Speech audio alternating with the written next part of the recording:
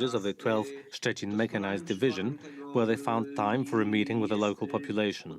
In addition to the difficult service, there are these positive aspects of supporting the border guard. This can be compared to foreign missions. It doesn't matter if you're 8,000 or 800 kilometers away, you're still away from your family. And so we need to mention our police officers who are supporting the army as well. Commissioner Piotr Świstek from the police chief headquarters talks about their work. Several thousand police officers are on the Poland-Belarus border. Naturally, we cooperate with the border guard and the army. This service is difficult. Recently, lots of us work on the border. It's on a rotational basis, with new officers coming and the ones here going back to their own units. Things are calmer than before. The weather is getting worse, it's colder, but we take breaks, we get hot food, so the local conditions are very good. We all do what we need to do without complaining, but a negative side to this is that you miss your family. But like I said, we rotate in and out, so we do get to go home and see our families.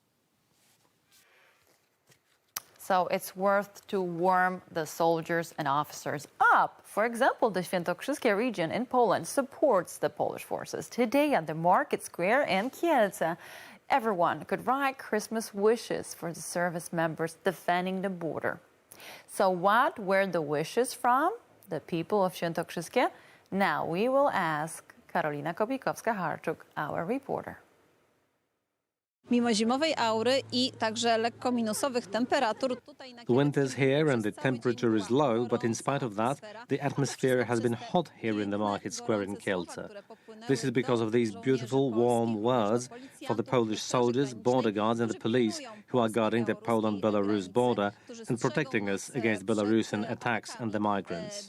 What we can see here is because the residents of the Świętokrzyskie region want to express their solidarity with the soldiers and want to show them that they support them. The Christmas cards they wrote today contain wishes of good health, safety, peace, and to return home to their families soon. Let's see what they think about it. It's a special time, it's Christmas, so it'll surely be nice to feel that people support them, that the citizens support them as they defend our borders. We wrote, "Have a Merry Christmas and a healthy Christmas." This is very much needed because this can give a lot of support to the soldiers on the border, especially during Christmas when everyone wants to be with their families, but they are on the mission. These warm words and the beautiful wishes on these handmade Christmas cards were written by the young people from Świętokrzyskie schools. In addition, traditional homemade cakes will be baked to make this time spent on the Polish border sweeter for the soldiers, border guard and police officers.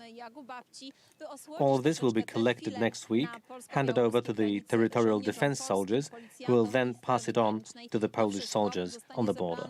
This is the third action like this, with Świętokrzyskie expressing its solidarity with the Polish soldiers, and it's not the last.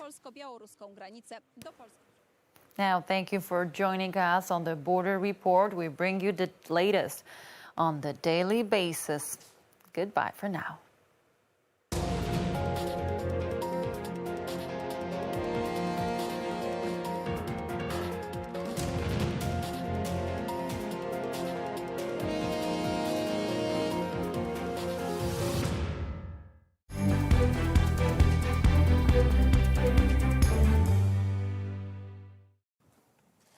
Olaf Scholz, the newly appointed German Chancellor, will meet with Polish Prime Minister Mateusz Morawiecki in order to discuss key issues in relations between their states.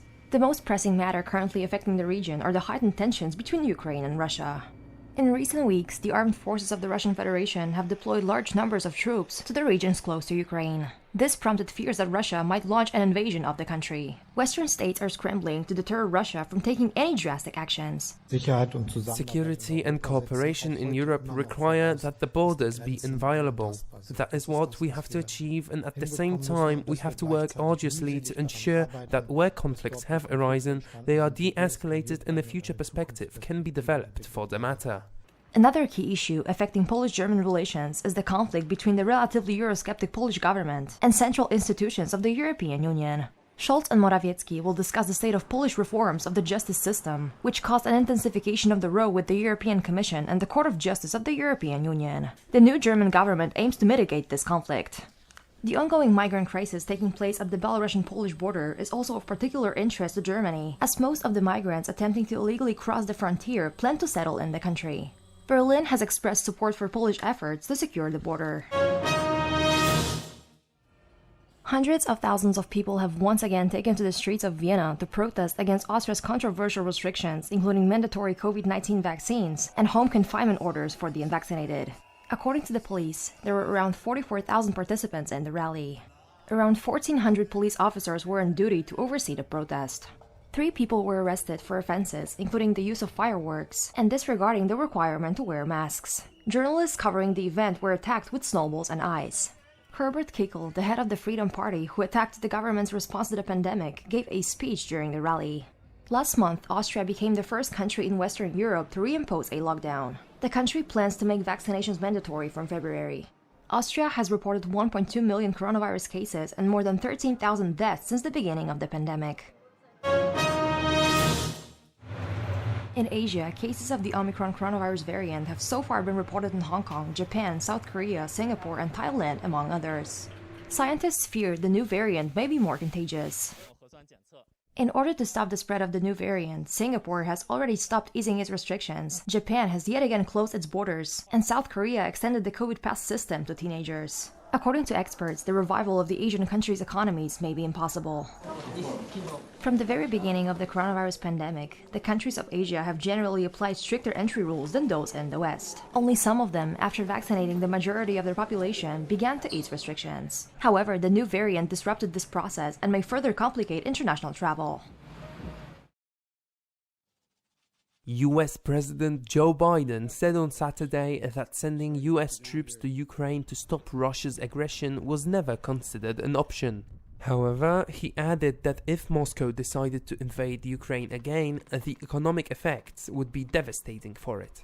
Biden thus answered the journalist's question as to why he ruled out the use of US troops in Ukraine in the event of a Russian invasion. He also stressed that in his Tuesday's conversation with Russian President Vladimir Putin clearly explained to him the consequences of a possible renewed military aggression against Ukraine. Biden said he told Putin that if he moved against Ukraine, the economic consequences for his country would be devastating. Biden added that in the event of a Russian aggression, it will be necessary to send more American and NATO troops to the eastern flank, to the Bucharest 9 countries which the US has a commitment to defend against attack by Russia. He noted that the Kremlin will also pay a terrible price when it comes to Russia's reputation, and the US will send additional weapons to the Ukrainians should the attack happen.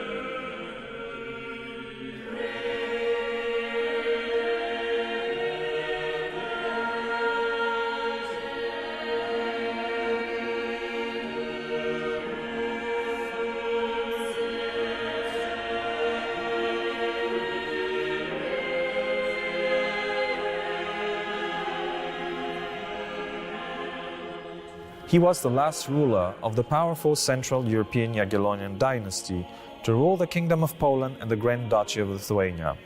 He married 3 times, but no heir was born to him. The death of the only love of his life and the failure to beget an heir to the throne led him to despair. The legacy of his ancestors, who made Poland and Lithuania a European power, lay on his shoulders.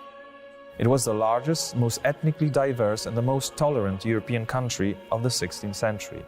Sigismund Augustus left behind him a huge legacy. He united the Kingdom of Poland and the Grand Duchy of Lithuania into a dual state.